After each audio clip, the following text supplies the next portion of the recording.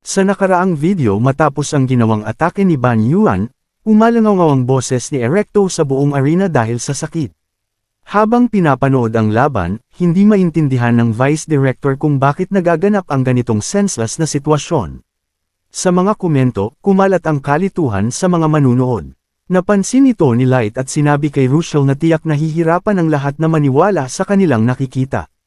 Kung ikukumpara noong unang pumasok si Ban Yuan, mas malakas na siya ngayon. Hindi makapaniwala ang mga kaklase ni Erecto na tinitibag na siya mula pa sa umpisa ng laban-laban sa isang tao mula sa mas mababang dimensyon. Hindi nila maiwasang mag-isip na totoo ang mga kakayahang ipinapakita sa video channel. Ang assistant professor na nag-ayos ng laban ay hindi rin makapaniwala. Kung ikukumpara noong nakaraang linggo, hindi niya naramdaman na ganito kalakas si Ban Yuan. Sa mga sandaling iyon, nakatanggap ng mensahe ang assistant professor mula sa faculty assembly. Nang makita ni Ban na nakahandusay si Erecto, naisip niya kung ano ang dapat gawin, dahil nakakahiya naman na salakayin ang isang tao na hindi na kayang lumaban. Ibinaba niya ang espada sa balikat at naghintay na tumayo si Erecto. Nagtaas ng kamay ang assistant professor, tumigil ang laban. Batay sa desisyon ng mga faculty na nagmamasid sa laban na ito, idineklara namin na mukhang hindi na kayang ipagpatuloy ni Erecto ang laban.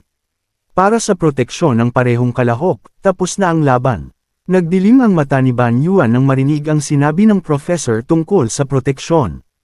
Alam niyang hindi siya tutulungan ng assistant professor kung siya ang nasaktan. Sinubukan ni Ban na magprotesta, pero hindi siya pinansin ng professor at tinapos ang laban. Pinagdiinan ni Ban ang kanyang mga pangil sa galit, ngunit wala siyang magawa kundi lisanin ang arena. Naisip niyang hindi siya natalo, kaya tinanggap na lang ang kinalabasan. Ngunit sa sandaling iyon, nagulat si Ban Yuan nang makita niyang tumatayo si Erecto. Sinubukan ng assistant professor na pigilan si Erecto, sinabing tapos na ang laban, ngunit hindi ito tinanggap ng matigas na tao. Sino ang nagsabi na tapos na? Inaasahan niyo bang lumuhad ako sa harap ng basura mula sa mas mababang dimensyon at magpakahiya rito? Tinutukan ni Ban Yuan si Erecto na patuloy na nagpapahayag ng galit. Gamit ang natitirang lakas, tumakbo si Erecto patungo kay Ban Yuan, sumasabog ang arena sa bawat hakbang nito. Maging ang assistant professor ay hindi nakapigil kay Erecto na sumugod kay Ban ng may malasakit na galit.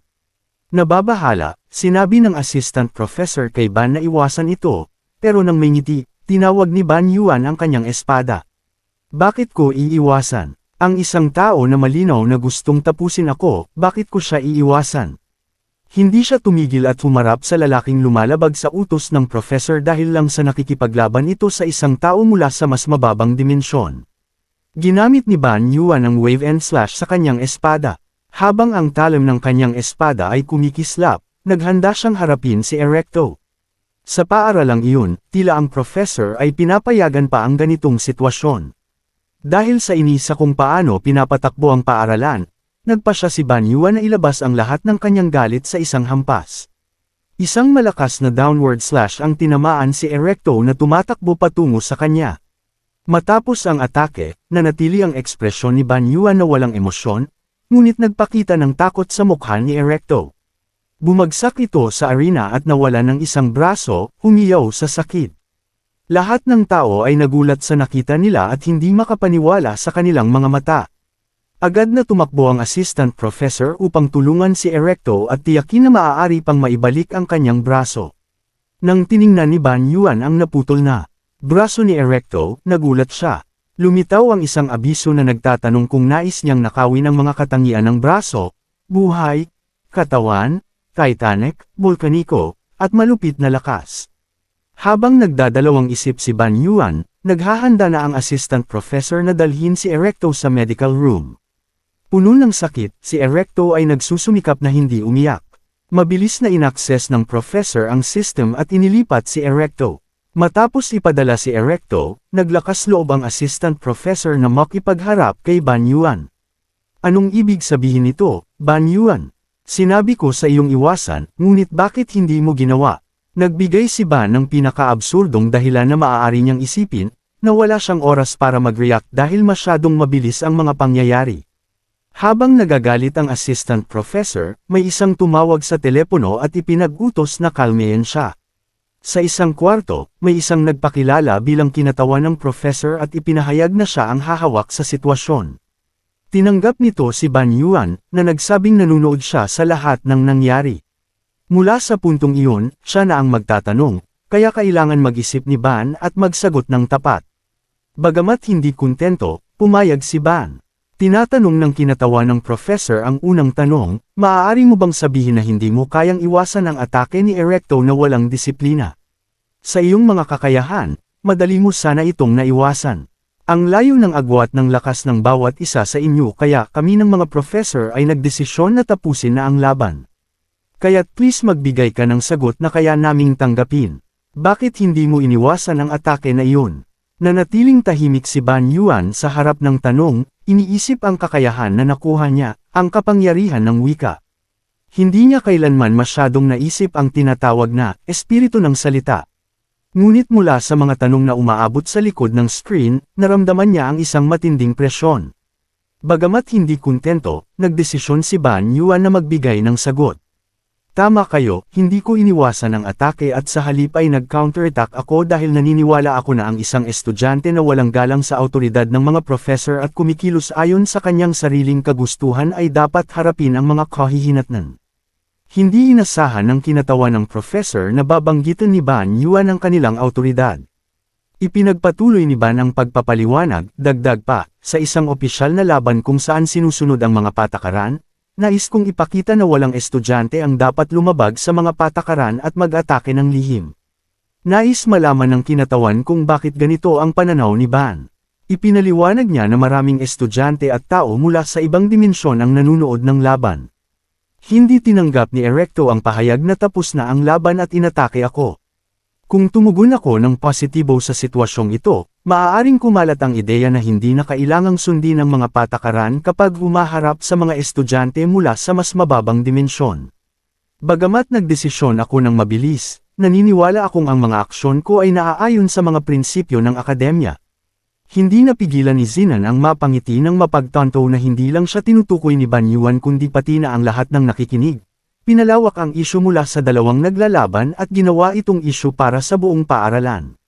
Kahit sang-ayon kay Ban Yuan, kailangang magsalita pa rin si Zinan. Tama ka, Ban Yuan. Ang mga estudyanteng hindi sumusunod sa mga patakaran ay kailangang parusahan.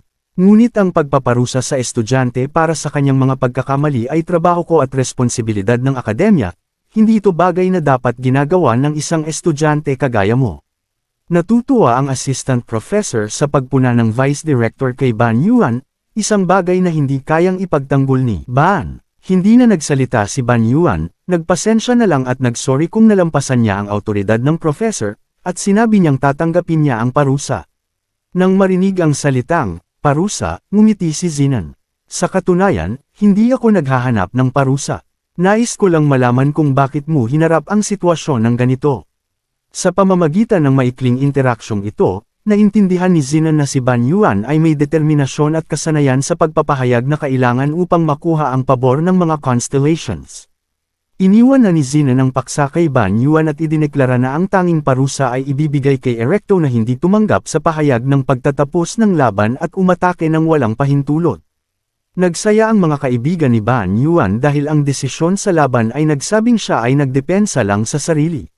Sinubukan pang manggialam ni Assistant Professor, ngunit agad siyang pinatahimik ni Zinan, inutusan siyang itigil ang ganitong kahihiyang pag-uugali. Sa isang matigas na tinig, tinanong ni Zinan kung mangyayari ba ito kung pinigilan ni Assistant Professor si Erecto nang magwala ito. Halos mabasa ni Assistant Professor ang kanyang pantalon sa takot. Nagpatuloy si Zinan, kaya't pati si Assistant Professor ay paparusahan din. Inanunsyo niyang hindi magiging mahirap ang muling pagdikit ng braso ni Erecto. Tinapos na ng Vice Director ang usapan, inutusan ng lahat ng estudyante na nanunood ng laban na bumalik sa kanilang upuan at mag-focus sa kanilang mga darating na aktibidad sa akademya. Bilang pagkilala sa pagsisikap ni Ban Yuan, inutusan ni Zinan siyang umalis na rin. Nagbaw si Ban Yuan patungo sa transmission window ni Zinan at naglakad palabas. Ngunit bago siya makalabas, iniwan siya ni Zinan ng huling mga salita na nagpasimulang mag-curious sa kanya. Makikita kita muli. Pagkatapos magtagpo muli ni Ban Yuan ang mga kasama niya, tinanggap siya ng mga ito. Pinuri ni Light ang kasanayan sa espada na ipinakita ni Ban Yuan sa kanyang huling strike, na inisip ni Ban ay mula sa mga monster na nakaharap niya sa tower. Habang si Russell naman ay nagpakita ng ginhawa dahil hindi nasaktan si Ban Yuan. Pinuri ni Dako ang pag-unlad ni Ban Yuan. Tinanong niya kung paano naramdaman ni Ban tungkol sa pagkakaroon ng bagong kapangyarihan. Hindi nakalimutan ni Ban Yuan magpasalamat kay Dako sa masigasig niyang pagtuturo sa kanya nitong mga nakaraang araw, ngunit pinutol siya ni Dako, na nagsabing hindi niya tinutukoy iyon kundi ang kapangyarihan sa braso ni Erecto. Tinanong ni Dako kung inabsorb ba ni Ban Yuan ang kapangyarihan nito. Habang iniiwasan ang mata ni Dako, tumanggaw si Ban Yuan bilang pag-amin na inabsorb nga niya ito. Pagkatapos niyang makita ang mga kakayahang maaari niyang makuha mula sa braso ni Erecto, nagulat si Ban Yuan. Hindi niya kayang pigilan ang sarili mula sa pagkuha ng isang bahagi ng kapangyarihang iyon. Sa pamamagitan ng pagkatutok sa mga konsepto ng volcanic at title na hindi likas sa mga tao, tumaas din ang iba niyang stats. Nagulat si Ban Yuan na talagang kaya niyang nakawin ang ganitong mga kapangyarihan. Hanggang ngayon, hindi pa niya kayang manipulahin ang mga konsepto ng mga buhay na nilalang, ngunit natuwa siya nang matutunan niyang magagawa niya ito kapag pinunit niya ang mga bahagi ng mga ito.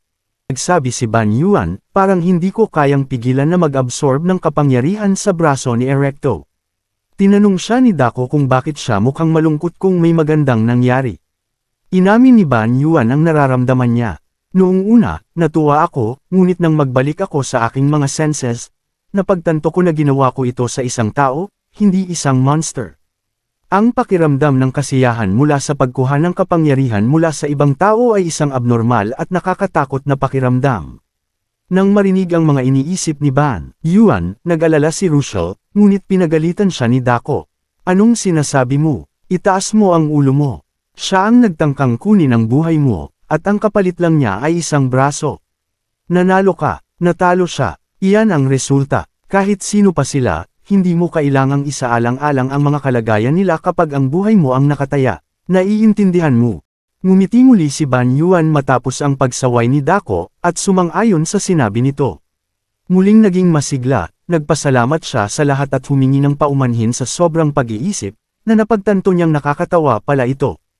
Upang makalma siya, nagbiro si Dako kung dapat ba niyang simulan ang pagputol ng mga braso, ngunit lalong natakot si Ban Yuan.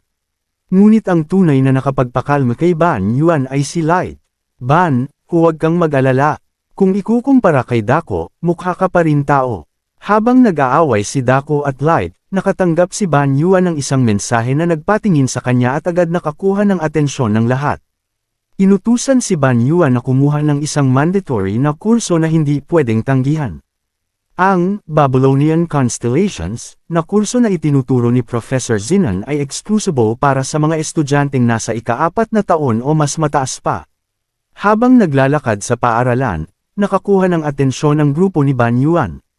Marami ang nagkakaroon ng hindi pagkagusto sa kanya mula ng laban nila ni Erecto, ngunit may ilan pa ring naniniwala na mabuti siya.